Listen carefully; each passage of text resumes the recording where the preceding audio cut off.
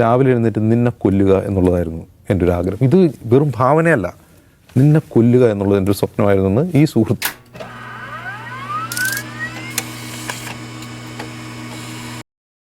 Hi പ്രിയപ്പെട്ട സുഹൃത്തുക്കളെ, നിങ്ങൾക്ക് എല്ലാവർക്കും നമ്മുടെ ഡെയിലി മലയാളം ചാനലിന്റെ പുതിയൊരു വീഡിയോയിലേക്ക് സ്വാഗതം. 2 ദിവസങ്ങൾക്ക് മുമ്പ് ജർമ്മനിയിൽ നടന്ന എക്സ് മുസ്ലിം ഭീകരാക്രമണത്തെക്കുറിച്ചുള്ള ചർച്ചകൾ വലിയ രീതിയിൽ സോഷ്യൽ മീഡിയയിൽ നടന്നുകൊണ്ടിരിക്കുകയാണ്.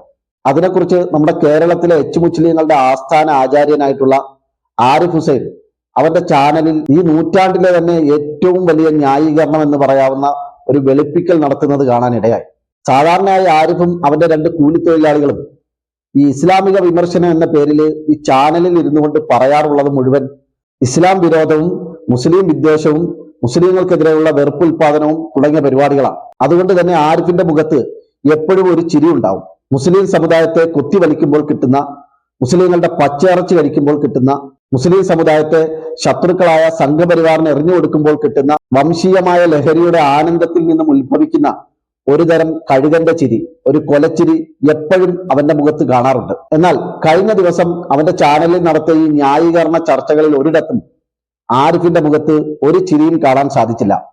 മാത്രമല്ല, മരിച്ച വീട് പോലെ ആരിഫിന്റെ മുഖം വളരെ മ്ലാനമായിരുന്നു.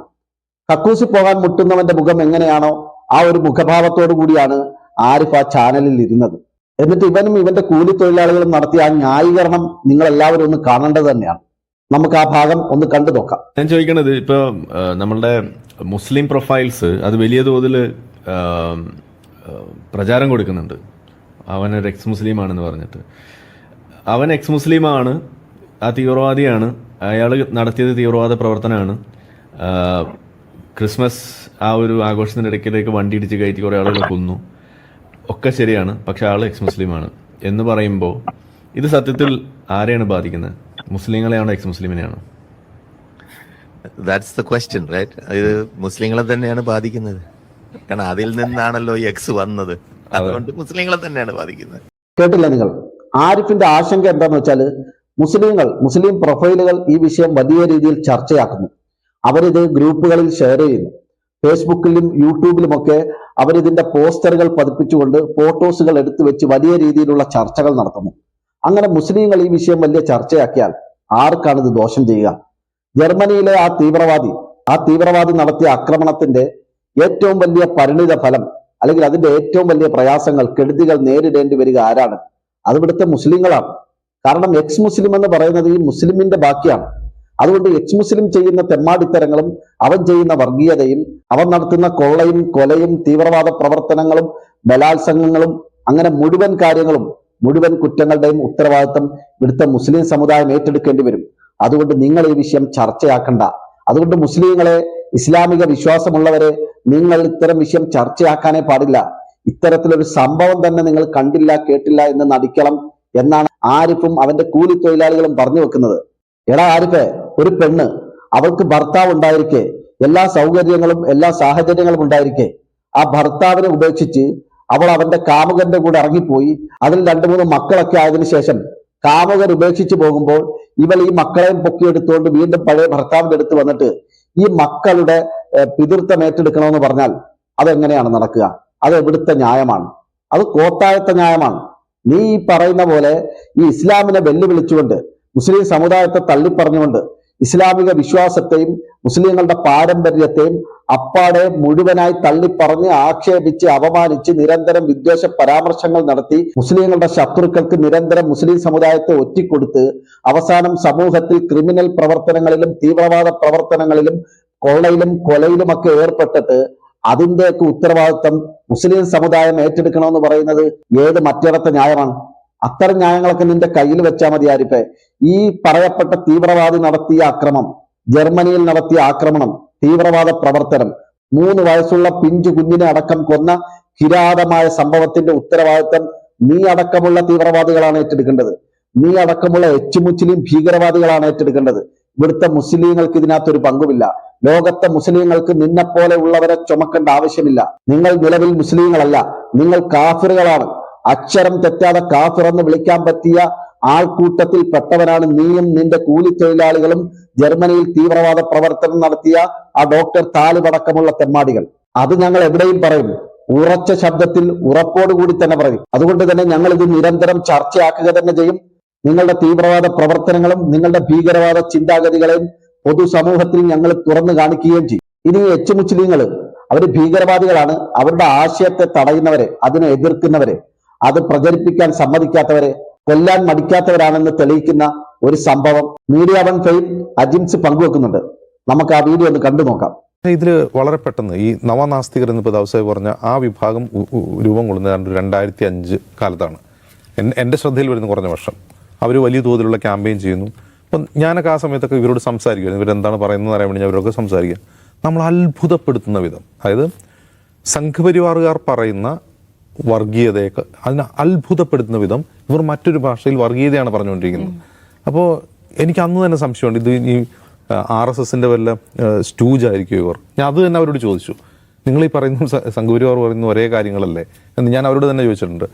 അപ്പോൾ അങ്ങനെയല്ല, ഞങ്ങൾ രാഷ്ട്രീയമായി കാണുകയാണ്, ഞങ്ങളുടെ മുമ്പിൽ എന്താണ് ഇപ്പോഴത്തെ ഏറ്റവും വലിയ മൂർത്തമായ രാഷ്ട്രീയ പ്രശ്നം ഇസ്ലാമാണ് എന്നാണ് ഇവർ പറയുക. അപ്പോൾ ഓക്കെ, അപ്പോൾ നമുക്കതിലൊരു വ്യക്തതയില്ല. അതിൽ ഈ പറയുന്ന ഇന്ന് ദൈവം ആയി കൊണ്ടാടപ്പെടുന്ന ആൾ മുതൽ അതിലുള്ള കുറേ അധികം ആളുകളുണ്ട് അതിൽ. ഇപ്പോൾ എൻ്റെ ഒരു സുഹൃത്തുണ്ടായിരുന്നു, ഈ ഇതുമായിട്ട് ബന്ധപ്പെട്ട് പ്രവർത്തിക്കുന്ന ഒരു സുഹൃത്ത് തന്നെയാണ്.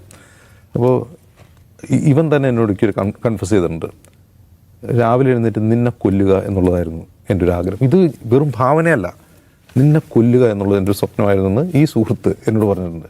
എന്തിനു വേണ്ടിയാണെന്ന് വെച്ചാൽ ഞാൻ ഇവർ പറയുന്ന പൊളിറ്റിക്സിനെ പിന്തുണയ്ക്കുന്നില്ല എന്നുള്ളത് മാത്രം, അവർ പറയുന്ന കാര്യങ്ങൾ തെറ്റാണെന്ന് ചൂണ്ടിക്കാട്ടുകൊണ്ട് മാത്രം ഒരു പ്രത്യേക ഇതിൽ നിന്നെ കൊന്നു കളഞ്ഞാലെന്ന് പോലും ഞാൻ ആലോചിച്ചിട്ടുണ്ട്. ഒരു സുഹൃത്ത് എന്നോട് കൺഫസ് ചെയ്തിട്ടുണ്ട്. പിന്നീട് അയാൾ അതിൽ നിന്നൊക്കെ മാറി. കേട്ടില്ലേ നിങ്ങൾ അജിംസിന്റെ വെളിപ്പെടുത്തൽ എന്തായിരുന്നു എന്ന്? കൊന്നുകളയാൻ അയാൾക്ക് തോന്നിയെന്നാണ് പറയുന്നത്. എച്ച് മുസ്ലിമായ അയാൾക്ക് അയാളെ പിന്തുണയ്ക്കാത്തതിന്റെ പേരിൽ നിന്നെ കൊന്നുകളയാൻ എനിക്ക് തോന്നി, അല്ലെങ്കിൽ നിന്നെ കൊന്നുകളയാനായിരുന്നു എന്റെ തീരുമാനമെന്ന് അയാൾ പറഞ്ഞു. ഇത് തന്നെയാണ് ജർമ്മനിയിലും സംഭവിച്ചത്. ജർമ്മനിയിൽ തീവ്രവാദ പ്രവർത്തനം നടത്തിയ 10ഓളം പേരെ കൊന്ന ആ തീവ്രവാദി, ആ എച്ച് മുസ്ലിമായ തീവ്രവാദിയും പറഞ്ഞത് ഇതാണ്: ഞങ്ങൾക്ക് സപ്പോർട്ട് കിട്ടുന്നില്ല. മുസ്ലിങ്ങൾക്കെതിരായുള്ള പോരാട്ടത്തിൽ, ഇസ്ലാമിനെതിരെയുള്ള പോരാട്ടത്തിൽ മുസ്ലിങ്ങളെ ജർമ്മനിയിലേക്ക് കൊണ്ടുവരാൻ മുസ്ലിങ്ങൾ കൂടുതലായി ജർമ്മനിയിലേക്ക് വരുന്നു, ഇസ്ലാം ജർമ്മനിയിൽ വ്യാപിക്കുന്നു, അതിനെ തടയാൻ ഇവിടുത്തെ സർക്കാർ ഒന്നും ചെയ്യുന്നില്ല. അതിനു വേണ്ടിയിട്ടുള്ള പോരാട്ടത്തിൽ എച്ച് മുസ്ലിമുകളായ ഞങ്ങൾക്ക് പിന്തുണ തരുന്നില്ല. അതുകൊണ്ട് ഇവിടുത്തെ സർക്കാരിനോട്, ഇവിടുത്തെ ഭരണ സംവിധാനങ്ങളോട് ഞങ്ങൾ ഈ വേണ്ടി വന്നാൽ ഏറ്റുമുട്ടാൻ തയ്യാറാണ്, ഒരു യുദ്ധത്തിന് തന്നെ ഞങ്ങൾ തയ്യാറാണെന്ന് പറഞ്ഞുകൊണ്ടാണ് ക്രിസ്മസ് ആഘോഷത്തിന്റെ തയ്യാറെടുപ്പിന് വേണ്ടി സാധനങ്ങൾ വാങ്ങാൻ കവലയിൽ ഒത്തുകൂടിയ മനുഷ്യർക്കിടയിലേക്ക് നിഷ്കരുണം വാഹനം ഓടിച്ചു കയറ്റി 10ഓളം പേരെ കൊന്നൊടുക്കിയത്. അതിൽ ആരാണ് മുസ്ലിം, ആരാണ് ക്രിസ്ത്യാനി, ആരാണ് ജൂതൻ, ആരാണ് ഹിന്ദു, എന്താണ് മതം എന്ന് പോലും അറിയാത്ത 3 വയസ്സ് മാത്രം പ്രായമുള്ള ഒരു കുഞ്ഞു പോലും അവന്റെ കിരാതമായ തീവ്രവാദ ആക്രമണത്തിൽ ചതഞ്ഞരഞ്ഞു മരിച്ചു. ജർമ്മനിയിൽ വലിയ പ്രതിഷേധങ്ങളാണ് അരങ്ങേറുന്നത്. ഈ എച്ച് മുസ്ലിം സംഘടനകൾക്കെതിരെ പോലും അവിടുത്തെ ജനങ്ങൾ തെരുവിലേക്ക് ഇറങ്ങുന്ന സാഹചര്യം വന്നിരിക്കുന്നു. ഇത്രയും കാലം എച്ച് മുസ്ലിങ്ങൾ അവിടുത്തെ ജനങ്ങളോട് പറഞ്ഞുകൊണ്ടിരുന്നത്, നിങ്ങൾ മുസ്ലിങ്ങളെ ഭയക്കണം, ഇസ്ലാമിനെ നിങ്ങൾ തടയണം, മുസ്ലിങ്ങളെ ഒരു കാരണവശാലും ജർമ്മനി അടക്കമുള്ള യൂറോപ്യൻ രാജ്യങ്ങളിലേക്ക് പ്രവേശിപ്പിക്കാൻ പാടില്ല, കുടിയേറ്റ നിയമം പൊളിച്ചെഴുതണം, കുടിയേറ്റ നിയമത്തിൽ മുസ്ലിങ്ങളെ ഒഴിവാക്കണം, മുസ്ലിങ്ങൾ തീവ്രവാദികളാണ്, അവർ ഭീകരവാദികളാണ്, അവരുടെ കയ്യിൽ ബോംബുകളുണ്ട്, അവരുടെ കയ്യിൽ ആയുധങ്ങളുണ്ട്, അവർ ആൾക്കൂട്ടങ്ങളെ ആക്രമിക്കും, അവർ ഏത് സമയം ആൾക്കൂട്ടത്തിനിടയിലേക്ക് കയറി പൊട്ടിത്തെറിക്കും, അവരെ എല്ലാ തരത്തിലും മനുഷ്യരുടെ സ്വൈര്യമായ ജീവിതത്തെ, സമാധാന അന്തരീക്ഷത്തെ തകർക്കുമെന്ന് അവിടുത്തെ ജനങ്ങളോട്, പ്രത്യേകിച്ച് ഭൂരിപക്ഷമായ ക്രൈസ്തവ ജനതയോട് നിരന്തരം പറഞ്ഞുകൊണ്ടിരുന്ന ഈ താലിബ് തന്നെയാണ് അവസാനം അവിടുത്തെ ക്രൈസ്തവരായ ജനങ്ങളെ കൊന്നൊടുക്കുന്ന പരിപാടിയുമായി, തീവ്രവാദ പ്രവർത്തനവുമായി രംഗത്ത് വന്നത്. നിങ്ങളൊന്ന് ആലോചിച്ച് നോക്കൂ. നിരന്തരം ഒരാൾ പറയുകയാണ് അയാളുടെ കയ്യിൽ ആയുധമുണ്ട്, അയാളുടെ കയ്യിൽ ബോംബുണ്ട്, അയാളെ നിങ്ങൾ സൂക്ഷിക്കണമെന്ന് പറയുന്നവന്റെ കയ്യിൽ ഇരുന്ന് തന്നെ ബോംബ് പൊട്ടുകയും കുറെ ജനങ്ങൾ മരിക്കുകയും ചെയ്യുന്ന, കൊല്ലപ്പെടുകയും ചെയ്യുന്ന ഭയാനകമായ ഒരു സാഹചര്യം. ഈ സാഹചര്യം അവിടെ സൃഷ്ടിച്ചത് എക്സ് മുസ്ലിമായ ഈ ഡോക്ടർ താലിബാൻ. അവന്റെ അനുയായിയാണ് ആരിഫ് ഹുസൈൻ. ആ ആരിഫ് ഹുസൈനാണ് കേരളത്തിൽ ഇരുന്നുകൊണ്ട് ഈ നടന്ന തീവ്രവാദ പ്രവർത്തനങ്ങളെ ന്യായീകരിച്ചുകൊണ്ടിരിക്കുന്നത്. ഒരു വേള ആരിഫ് തന്നെ പറയുന്നുണ്ട്, എന്നോട് പല ആളുകളും പറഞ്ഞിട്ടുണ്ട്, ഇസ്ലാമിനെതിരെ നിങ്ങൾ നടത്തുന്ന പ്രവർത്തനങ്ങൾ, നിങ്ങൾ നടത്തുന്ന വിമർശനങ്ങൾ കുറച്ച് കടുപ്പമാണ്, അത് കുറച്ച് രൂക്ഷമായി മാറിയിരിക്കുന്നു. ഒരർത്ഥത്തിൽ പറഞ്ഞാൽ നിങ്ങളുടെ വാദങ്ങൾ തീവ്രവാദത്തിന്റെ ശൈലിയിലേക്ക് മാറിയിരിക്കുന്നു. പച്ചയായി പറഞ്ഞാൽ നിങ്ങളുടെ വാദങ്ങൾ തീവ്രവാദമാണ് എന്ന് പലരും എന്നോട് പറഞ്ഞിട്ടുണ്ട്. അതുകൊണ്ട് തന്നെ ഞാൻ അഭിമാനത്തോടു കൂടി പറയട്ടെ, ഞാനൊരു തീവ്രവാദിയായ എക്സ് മുസ്ലിം ആണെന്ന് ആരിഫ് തന്നെ പരസ്യമായി സമ്മതിച്ചിട്ടുള്ളതാണ്. അവന്റെ ചാനലിൽ വെച്ച് തന്നെ അവൻ ആ കാര്യം പലതവണ പറഞ്ഞിട്ടുണ്ട്. ഇന്നലെയും അവൻ പറഞ്ഞിട്ടുണ്ട്. അതുകൊണ്ട് പ്രിയപ്പെട്ട മലയാളി സമൂഹമേ, പൊതുസമൂഹമേ, നമ്മളെല്ലാവരും കരുതിയിരിക്കേണ്ട ഒരു സമയമാണ്. നമ്മളെല്ലാവരും വളരെയധികം സൂക്ഷിക്കേണ്ട ഒരു സമയമാണ്. കാരണം എന്താന്ന് വെച്ചാല്, ഈ പറയപ്പെട്ട രീതിയിൽ ജർമ്മനിയിൽ തീവ്രവാദ ആക്രമണം നടത്തിയ ആ തീവ്രവാദിക്ക് പറയാനുണ്ടായ ന്യായങ്ങൾ നാളെ ഒരു സമയത്ത് ആരിഫും ഇവിടെ പറയാനുള്ള സാധ്യത വളരെ കൂടുതലാണ്. ഇവിടുത്തെ മാറി മാറി വരുന്ന സർക്കാരുകൾ ഇവിടെ മുസ്ലിം പ്രീണനം നടത്തുകയാണ്. ഇവരെ മുസ്ലിങ്ങൾക്ക് വേണ്ടി സപ്പോർട്ട് ചെയ്യുകയാണ്. മുസ്ലിങ്ങളുടെ വോട്ടിന് വേണ്ടി മുസ്ലിങ്ങളെ മാത്രം ലക്ഷ്യം വെച്ച് അവർക്ക് വേണ്ടി മാത്രം അവർ പ്രവർത്തിക്കുന്നു. ഇവിടെ ഇസ്ലാമിന്റെ ഭീകരവാദത്തെ കുറിച്ച് അവർ ചർച്ച ചെയ്യുന്നില്ല.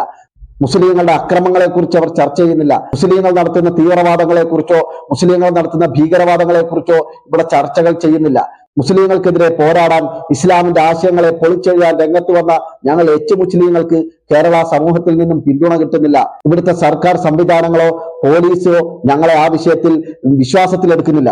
അതുകൊണ്ട് ഇവിടുത്തെ ഭരണകൂടത്തിനോട്, ഇവിടുത്തെ സിസ്റ്റത്തോട് ഏറ്റുമുട്ടാൻ ഞങ്ങൾ റെഡിയാണ്, ഒരു യുദ്ധത്തിന് ഞങ്ങൾ തയ്യാറാണെന്ന് പറഞ്ഞ് നാളെ ഈ ആരിഫ് ഒരു വാഹനം എടുത്തുകൊണ്ട് ഓണം ആഘോഷിക്കുന്ന ജനങ്ങൾക്കിടയിലേക്ക്, അതല്ലെങ്കിൽ ക്രിസ്മസ് ആഘോഷം നടക്കുന്ന ഒരു വിഭാഗം ജനങ്ങൾക്കിടയിലേക്ക് ഇതുപോലെ അവന്റെ നേതാവ് ചെയ്ത പോലെ തന്നെ, അവന്റെ ബോസ് ചെയ്ത പോലെ തന്നെ, അവന്റെ ഗോഡ് ഫാദർ ചെയ്ത പോലെ തന്നെ ഒരു വാഹനം എടുത്തുകൊണ്ടുവന്ന് കുറെ മനുഷ്യരെ കൊന്നൊടുക്കിയാൽ ആരിതിന് സമാധാനം പറയും? അത്തരം മാനസികാവസ്ഥയുള്ള ഒരാളാണ് ആരിഫ് ഹുസൈൻ.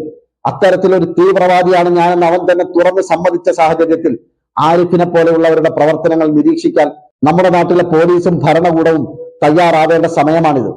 ഈ വിഷയത്തെക്കുറിച്ചുള്ള നിങ്ങളുടെ വിലയേറിയ അഭിപ്രായങ്ങൾ കമന്റുകളായി രേഖപ്പെടുത്തുക. മറ്റൊരു വീഡിയോയുമായി നമുക്ക് വീണ്ടും കാണാം. ബൈ.